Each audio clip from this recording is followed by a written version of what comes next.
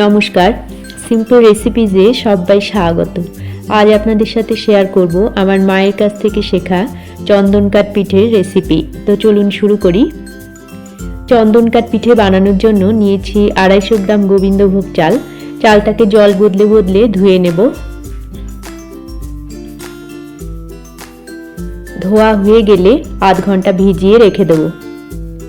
আধ ঘন্টা পর জলটাকে ফেলে দেব, দিয়ে একটা স্ট্রেনারে রেখে চালের জলটা ঝরিয়ে নিয়ে চালটাকে শুকিয়ে নেব। এবারে চালটাকে আমি শিলনোড়াতে নিয়ে নিলাম। চালটাকে গুঁড়ো করে নেব, কিন্তু মিহি গুঁড়ো করব না, একটু দানা রেখে গুঁড়ো করে নেব। এরকম দানা দানা করে আমি চালটাকে বেটে নিলাম।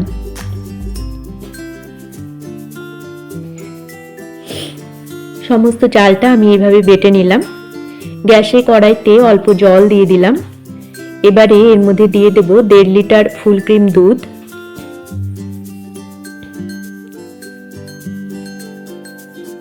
পাঁচ ছটা তেজপাতা দিয়ে মিনিট 5 সময় দুধটাকে একটু জাল দিয়ে নেব।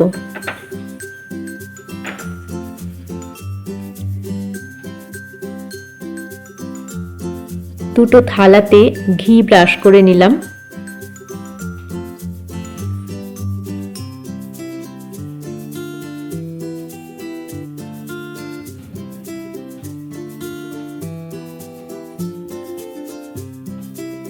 দুধটাকে মিনিট 5 সময় আমি একটু জাল দিয়ে নিলাম।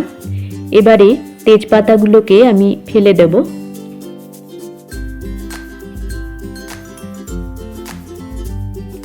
চালের গুঁড়োটা দিয়ে দিলাম। চালের গুঁড়োটাকে দিয়ে হাই ফ্লেমে ফুটিয়ে নিয়ে গ্যাসের ফ্লেমটাকে লোতে করে দিয়ে মিনিট 10-12 সময় আমি নাড়াচাড়া করে চালটাকে সেদ্ধ করে নেব।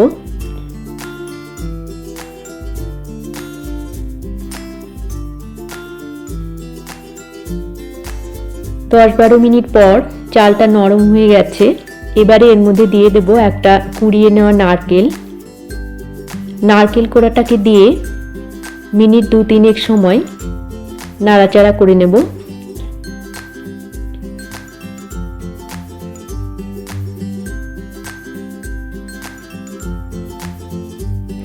দু 3 মিনিট পর এতে দিয়ে দেব 400 গ্রাম পাটালি গুড়। মিশিয়ে নেব।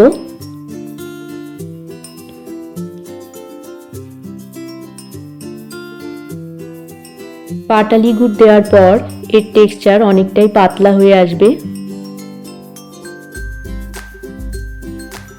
মিনিট 5-7 সময় নিয়ে আমি পিঠেটাকে শুকিয়ে নেব। ক্রমাগত নাড়াচাড়া করতে থাকবো।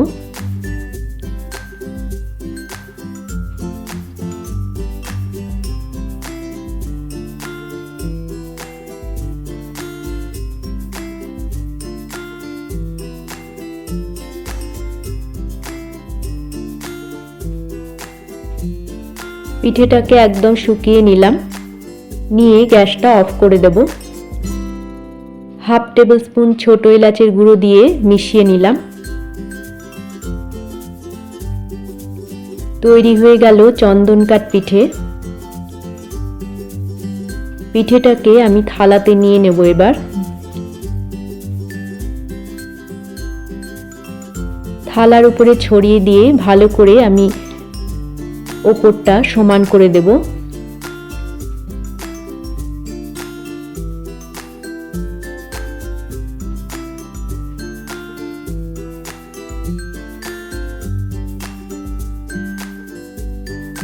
ওপরটা মসৃণ করে দিলাম।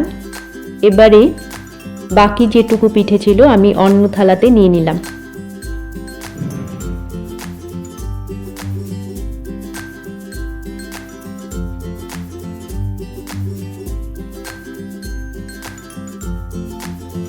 পিঠেটাকে আমি ঘন্টাখানেক সময় ঠান্ডা হতে দেব।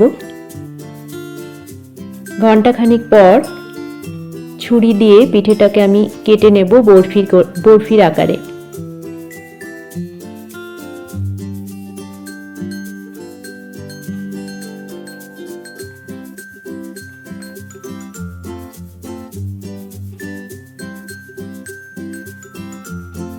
কেটে নিয়েছি।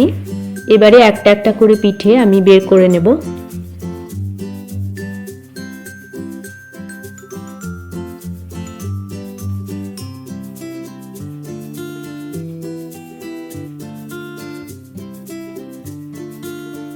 সার্ভ করে দিলাম চন্দন কাঠ পিঠে।